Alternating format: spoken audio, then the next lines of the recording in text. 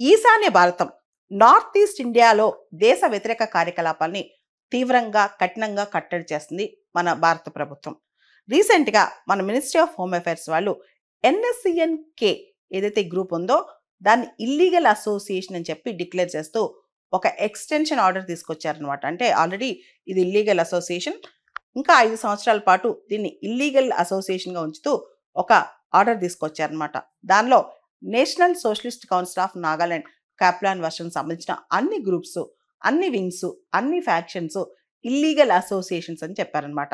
ఏదైతే ఎన్ఎస్‌సిఎన్-కే ఉందో దానికి చాలా గ్రూప్స్‌తో లింక్ ఉన్నాయి. ఉల్ఫా కావచ్చు, పిఎల్ఏ కావచ్చు, ప్రెపాక్ కావచ్చు, వీళ్ళందరితో లింక్స్ ఉన్నాయన్నమాట. అంతేకాదు ఇది ఎక్స్టార్షన్స్, జనాన్ని మరియు బిజినెస్ పీపుల్, గవర్నమెంట్ అఫీషియల్స్‌ని భయపెట్టి, బెదిరించి డబ్బులు తీసుకోవటం, డ్రగ్ ట్రాఫికింగ్ చేస్తూ అక్రమంగా ఆయుధాలు కొనుక్కొచ్చుకోవటం, దేశ వ్యతిరేక కార్యకలాపాలు చేయటం అన్ని చేస్తుందన్నమాట.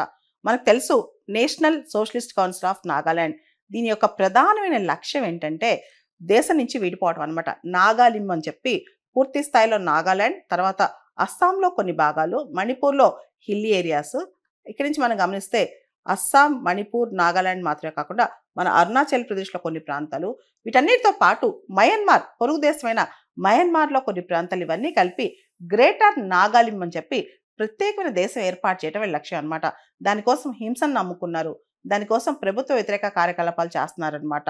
రకరకాల నార్త్ ఈస్టర్న్ ఇన్సర్జెన్సీ గ్రూప్స్ కలుపుకుని వీళ్ళ యాక్టివిటీస్, ఆర్మ్స్ ప్రొక్యూర్ చేసుకోవడం, ఇవన్నీ కూడా ముఖ్యంగా ఇతర దేశాల నుంచి కూడా ఆయుధాలు ప్రొక్యూర్ చేసుకుంటున్నారంట. దీనికి సంబంధించి గవర్నమెంట్ ఆఫ్ ఇండియా ఈ ఎన్ఎస్‌సిఎన్-కే వర్షన్ ఏదైతే ఉందో అది అన్లాఫుల్ అసోసియేషన్ అని చెప్పి రీసెంట్‌గా డిక్లేర్ చేసిందనమాట.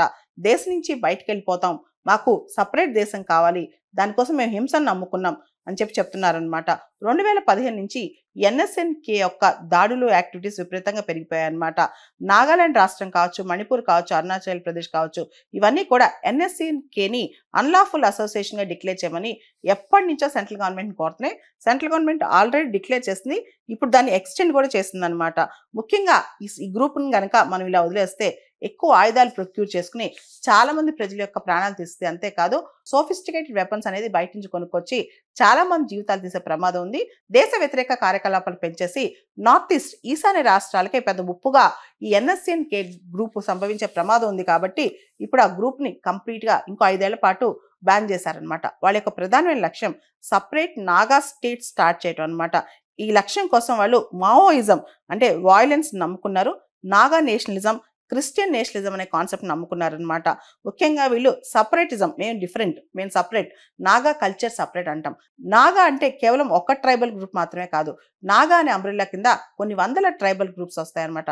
గవర్నమెంట్ ఆఫ్ ఇండియా ముఖ్యంగా మనం చూస్తే రీసెంట్గా మణిపూర్ ఎపిసోడ్ ఇవన్నీ చూసిన తర్వాత నార్త్ ఈస్ట్లో స్టెబిలిటీ రావాలంటే ఇట్లాంటి ఫ్యాక్షన్ గ్రూప్స్ పోవాలి, ఇట్లాంటి హింస తగ్గిపోవాలని చెప్పి గవర్నమెంట్ ఆఫ్ ఇండియా ఆలోచిస్తుంది. ఈ దిశగానే ఎన్ఎస్‌సిఎన్-కే యొక్క బ్యాన్ని ఎక్స్టెండ్ చేసింది.